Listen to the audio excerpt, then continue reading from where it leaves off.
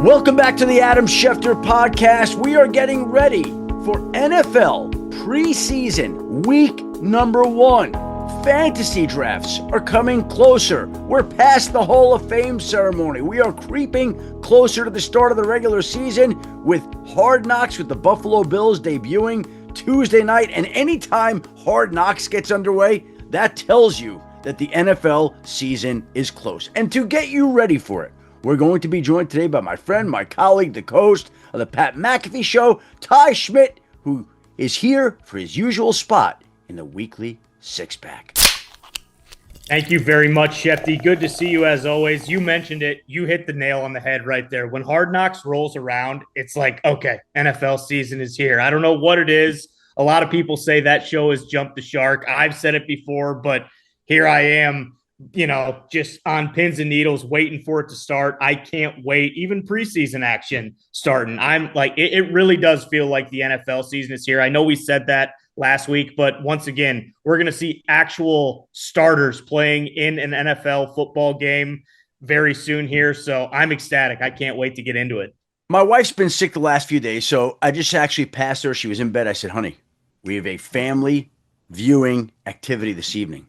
And she's thinking, she's like, what's that? And she doesn't even like football. I go, Hard Knocks. And she's like, she lit up. She's like, I love that. That's the start of the season. And anytime your wife, who's not a football fan, can be excited about viewing something football oriented, that's a good thing, Ty. And honestly, yesterday I got a call. I'm in this one fantasy league with a bunch of friends, and I have 2 partners on one team, and they called me yesterday. They did the draft lottery position. It's like when those things start happening, it just tells you it's upon us. It's here. We're ready for some football, right?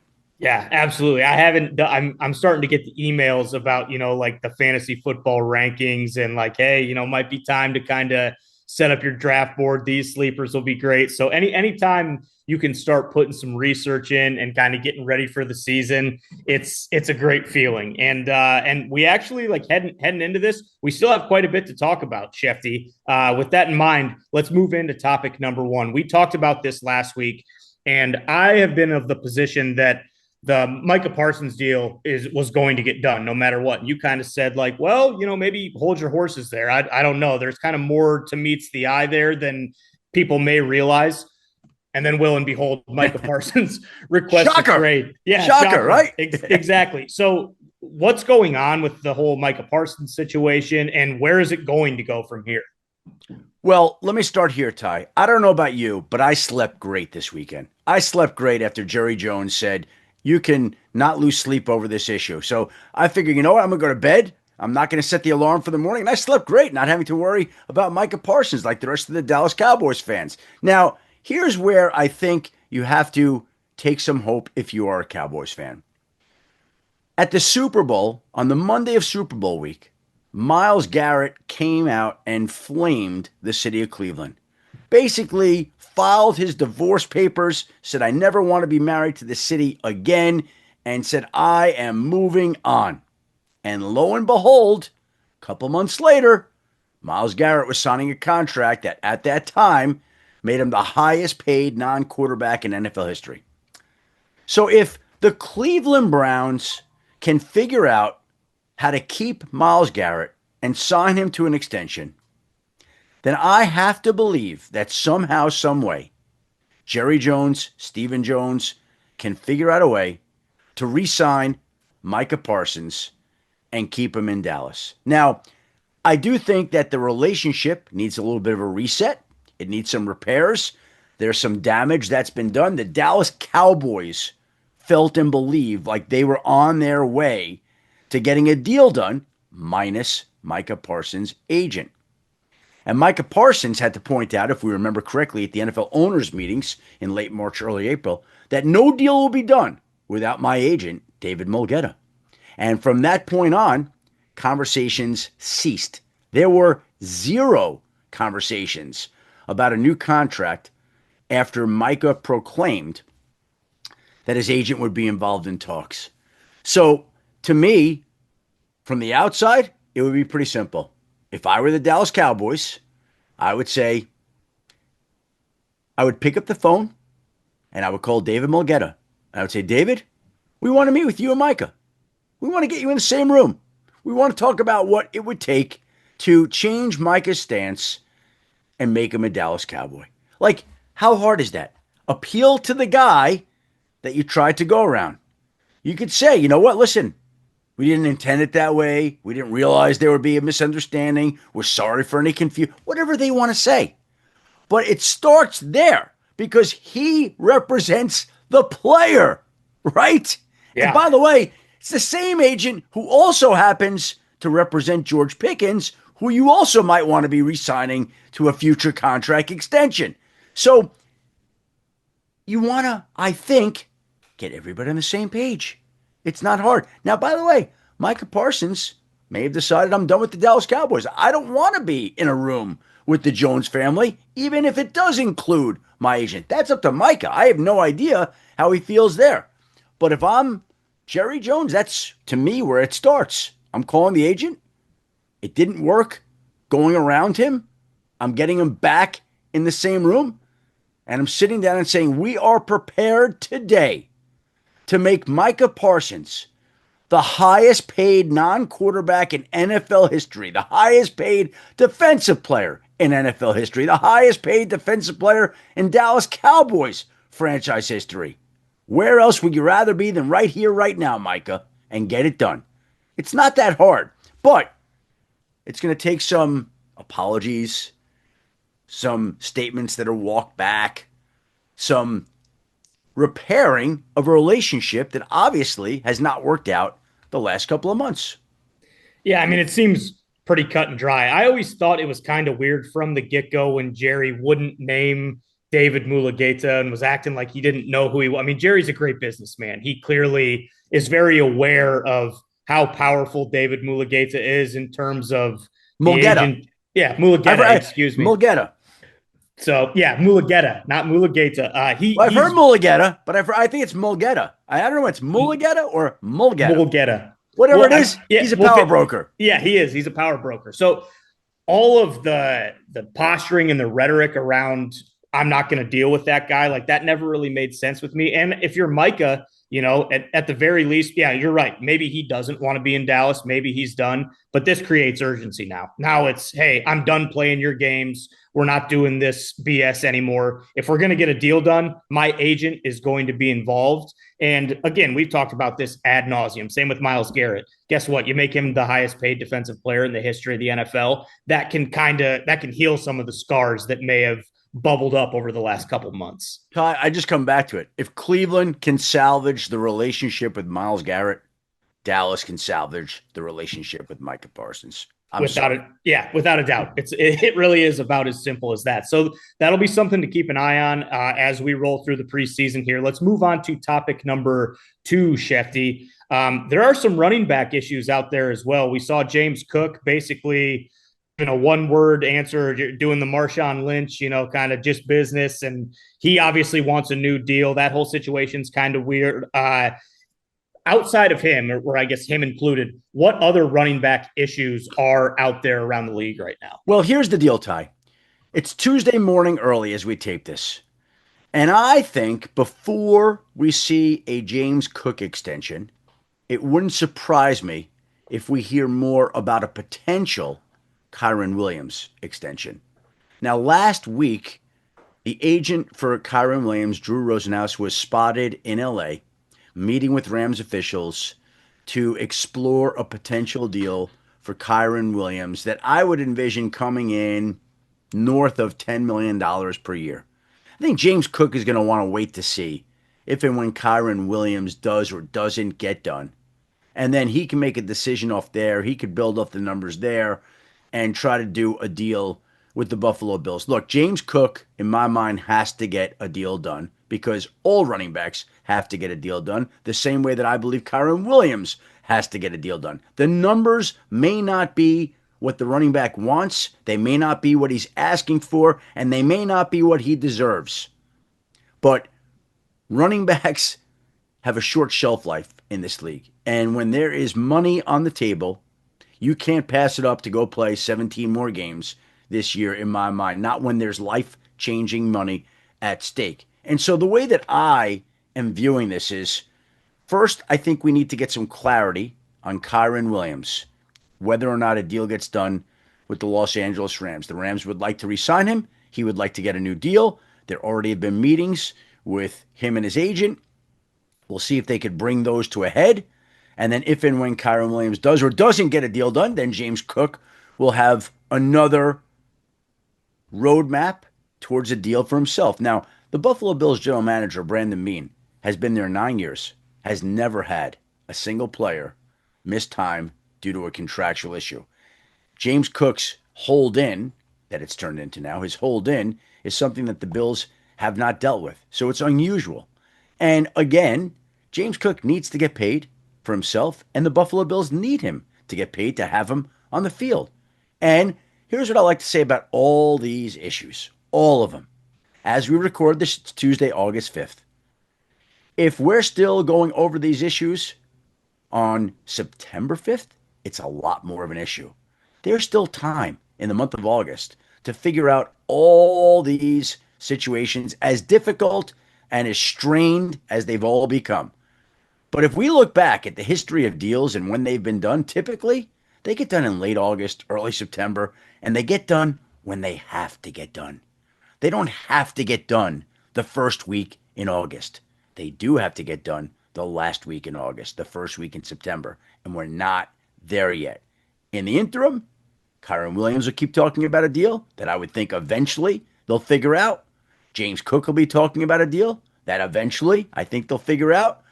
But there'll be a lot more urgency on all contractual matters from Micah Parsons to all the other players, I believe, as this month goes along.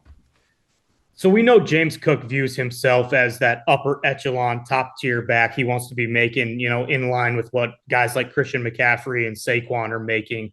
But do you think, are the Bills kind of viewing him in that second tier? Because you look at their cap situation and they do not have a lot of money to kind of play around with. Obviously, that's not, signing a deal that doesn't really matter for this year as much. But from under the impression that you're getting, is he going to come in well below those kind of top tier backs? I think James Cook views himself in that category, and I think the Bills love him, but don't view him in that category. And that's why I brought up Kyren Williams, because I think when Kyren Williams' deal comes in, it'll be just north of $10 million if and when it gets done, would be my guess. And if it does get done in that neighborhood, then I think the Bills can say, hey, look, Kyren Williams has been a relatively comparable player to you. Now, again, James Cook can continue to argue that he deserves what all these big backs have gotten. But it's up to the two sides to figure out that value. And again, I'll come back to it. If you're a running back, you make the best deal you can and you move on. And, typically we don't get that kind of stuff, but maybe Hard Knocks will kind of illuminate some of this stuff. Maybe we'll get, a scene or two from inside Brandon Beane's office that kind of goes over this whole situation. I feel like that's typically the stuff that stays on the cutting room floor, but who knows? Maybe we'll get an idea of what's going on there. You mentioned Kyren Williams. Let's move to topic number 3 and stay with the Rams. Should we be worried about Matt Stafford? He's still not practicing. Obviously, he's getting up there. He's got a back issue, which for a quarterback just kind of seems like something you don't want to be dealing with going into camp, going into the preseason. Are the Rams worried about him? I assume fans are very worried about this situation. Well, look, I don't think it's ideal when your quarterback hasn't practiced yet in training camp and it's the first week in August, but my understanding is it is a total maintenance issue. Yes, he has had some back discomfort. He's had some pain. 37 years old, but they don't want to put him out there. They don't want to put any wear and tear on his body. He knows how the game works. He knows how the offense functions. He knows how his teammates think and operate. And so they are intentionally keeping him out in the interest of maintenance, self-preservation, and just wise caution. And my understanding is if the Rams had a game today, Matthew Stafford would be playing without a question. But it's August 5th. Again, there's no urgency to get him out there. There's still plenty of time before the season kicks off. And that's why there is zero panic from the Rams. They're not looking for another quarterback. It's not like they're in that market. Matthew Stafford is being counted on to return to be Matthew Stafford and to come back and play the way he has. Now, if he doesn't, there would be some sort of setback and it would be an issue then. But right now, they don't sound overly concerned at all. And it sounds like they are just being smart with him. Yeah, I assumed that everything we saw him when we were out at the ESPYs, and I was just thinking, like if this was a serious back issue. Now, granted, it's in LA, it's in his backyard, so it's not incredibly difficult for him to get down there. But if this was very serious, I don't think he'd be in a super public setting like that to kind of open himself up to questions and how you doing, how you feeling. So I saw that and I was like, okay, he's just a little bit older, and he's got some bumps and bruises. And like you said, it's August 5th. There's no reason to push, accelerate things and potentially, mess up that back and have him miss a couple weeks. The antenna will go up in a couple of weeks if he's still not back out there. In a couple of weeks, then we'll start having this conversation again. But right now, I'm not worried about it. All right, so we'll keep an eye on Matt Stafford. Sounds like it's not, too big of a concern if you're the Rams or if you're a Rams fan. So that's good to know. Let's move on to topic number 4 of this week's Six Pack, Schefty.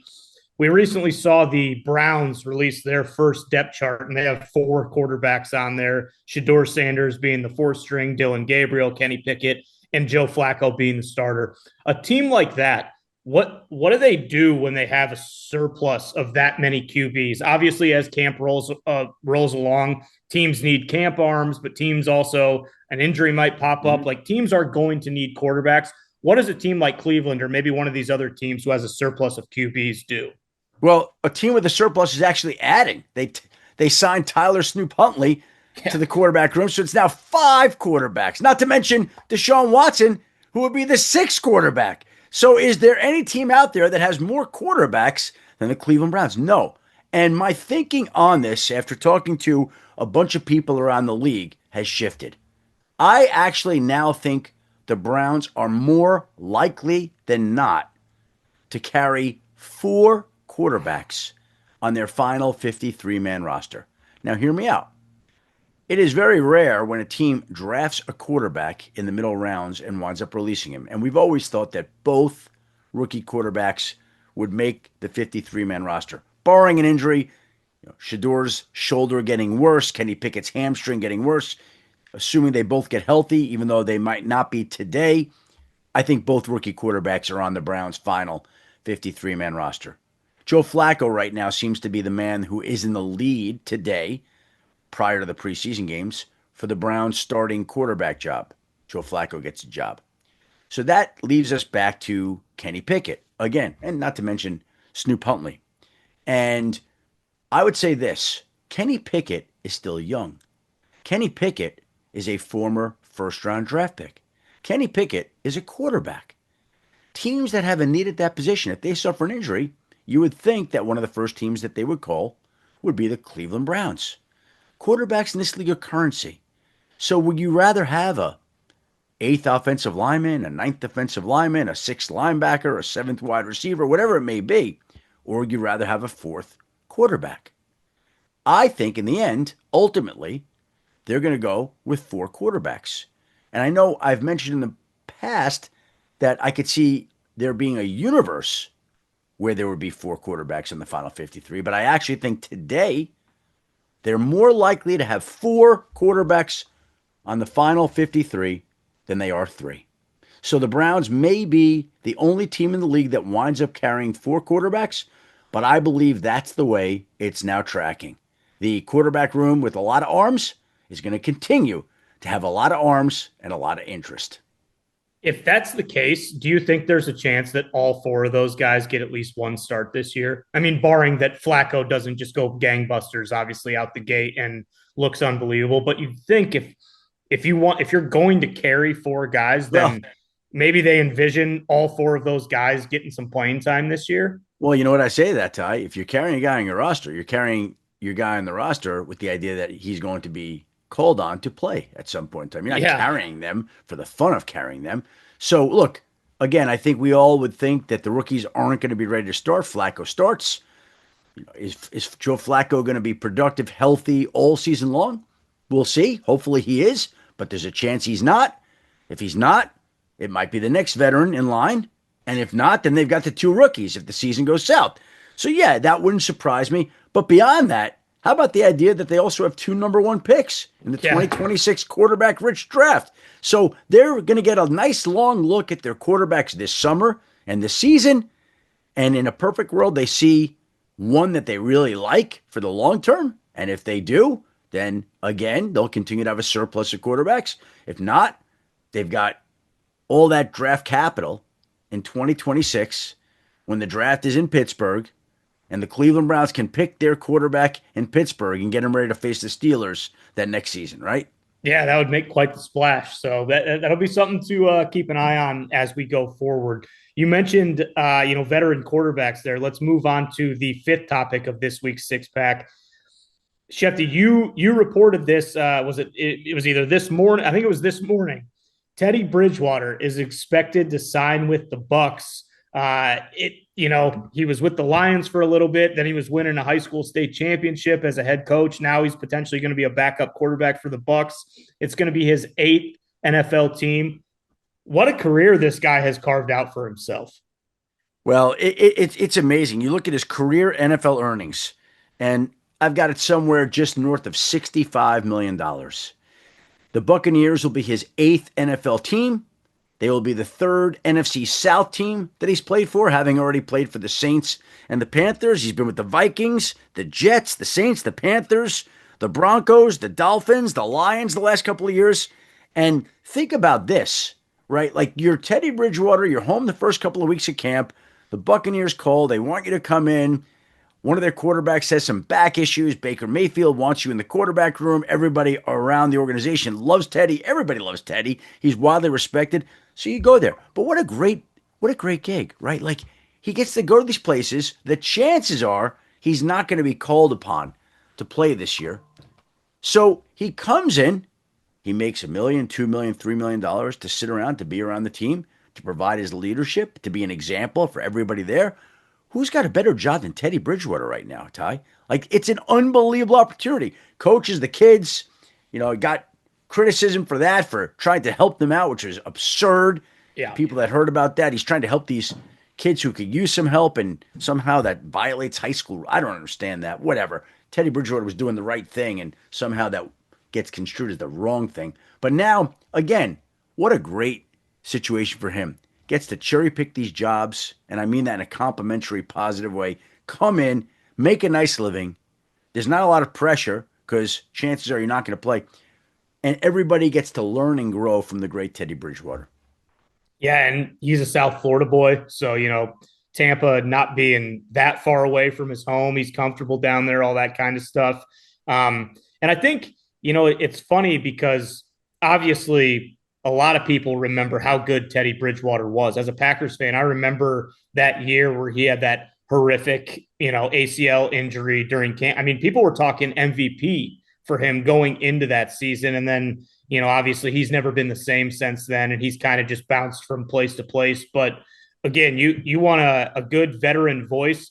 I mean, the guy got into high school coaching and took a program that typically I don't think they had been very good as of, recently, and he won a state championship with them. So, if you can have another, quasi coach in the quarterback room, that's not a bad thing, and who knows? I mean, maybe he does get some burn this year. We'll see. But like you said, what a gig, come in, be around the boys, be back in the locker room, make a couple $1,000,000 and, if called upon, maybe, but outside of that, you're probably just sitting around and enjoying yourself. And my understanding is Baker Mayfield really wanted Teddy Bridgewater in the quarterback room. Baker Mayfield's really excited about having Teddy Bridgewater in the quarterback room.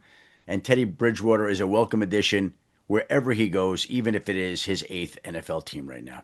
Without a doubt. So good for Teddy Bridgewater. I completely agree with you on the whole situation with him, with the kids. My take on that was a bunch of the other coaches around there. This guy comes in, wins a state championship, and they're like, hey, screw this guy. Let's drum up whatever we can to get him out of our conference, get him out of our league. We can't have, a former NFL player basically running the show when all of us have been coaching high school football for 30 plus years. But that's neither here nor there. Good for Teddy Bridgewater. Let's move on to the sixth and final topic of this week's six pack. You mentioned it at the top of the show, Shefty.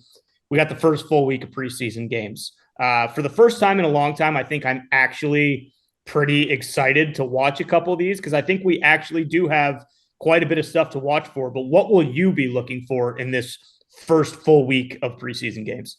Ty, here's the idea. What I'm looking for this week, first of all, the first thing I always start with, that nobody gets injured. Because that's always the worst part of these preseason games when there's a player, any player, especially a frontline player, that winds up getting hurt. Like that's, I will say as a reporter, that's the first thing that I'm always watching. The second thing I'm always watching is for the guys that flash and pop. Again, I brought this up before, but I will bring it up again now.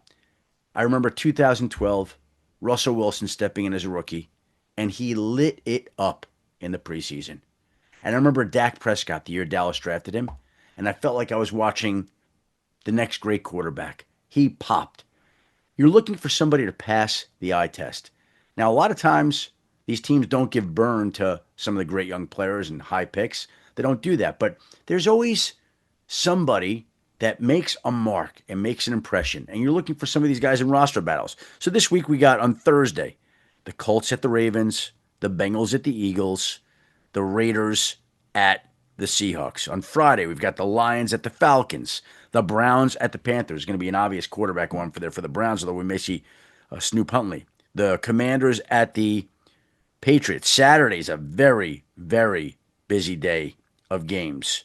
We've got how many games here? 1, 2, 3, 4, 5, 6, 7, 8 preseason games on Saturday. A lot, including a nightcap of the Jets at the Packers and the Broncos at the 49ers. I actually have a flight home on Saturday. I'll be watching some of those games on the flight, I could imagine. And Sunday we wrap up with the Dolphins at the Bears and the Saints at the Chargers. It's preseason. It's week 1.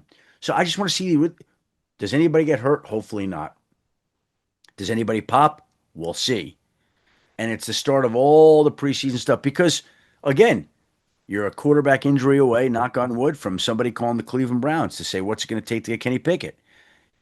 You're a knock on wood injury away from a team trying to probably lose a pass rusher like Trey Hendrickson. What if a team loses its pass rusher? You know what? Let's go to the Bengals and go all out to try to get Trey Hendrickson.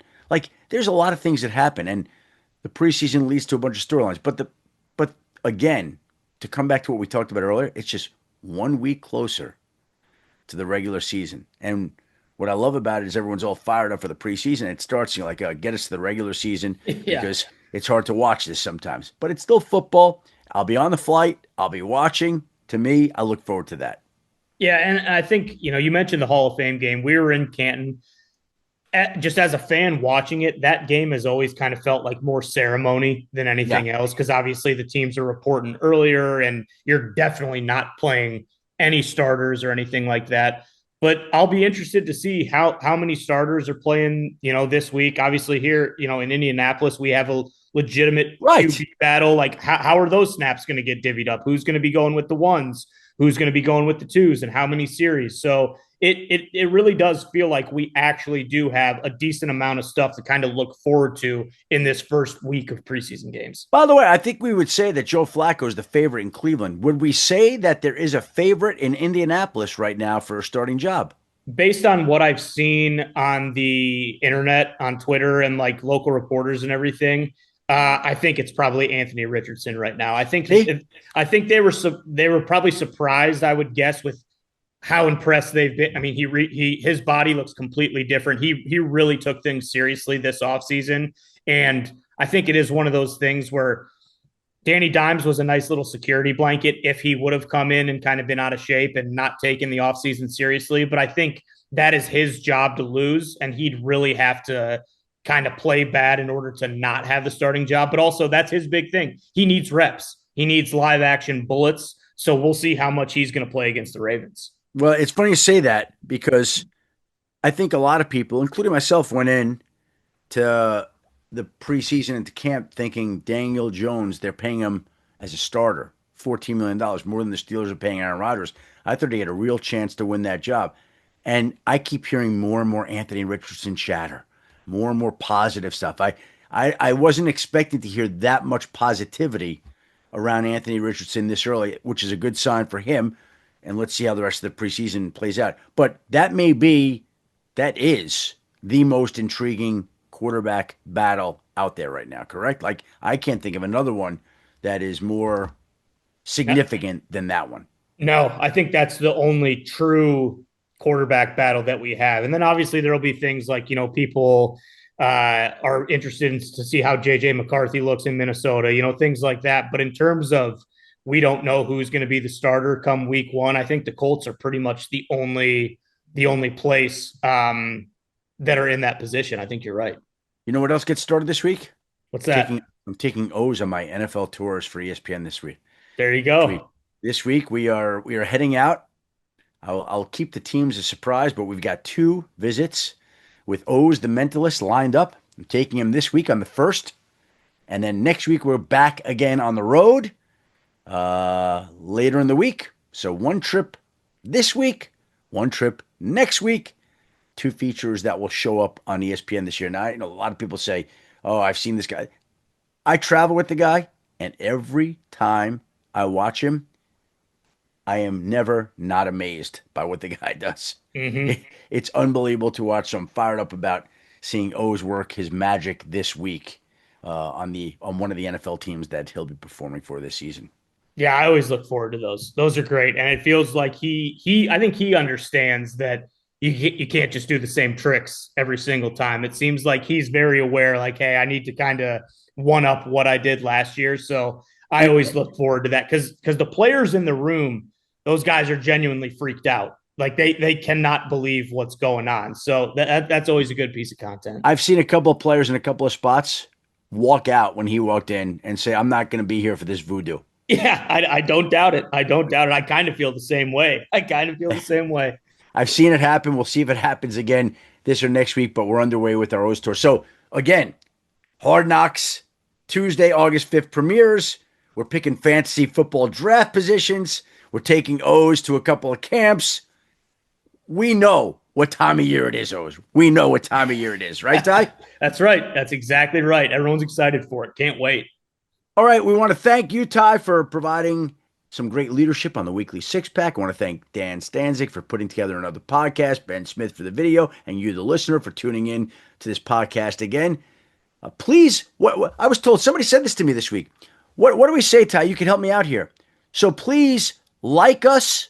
What do people say about their podcasts? Like, rate, and review, subscribe, all the above. Please like, rate, review, and subscribe to the Adam Schefter Podcast.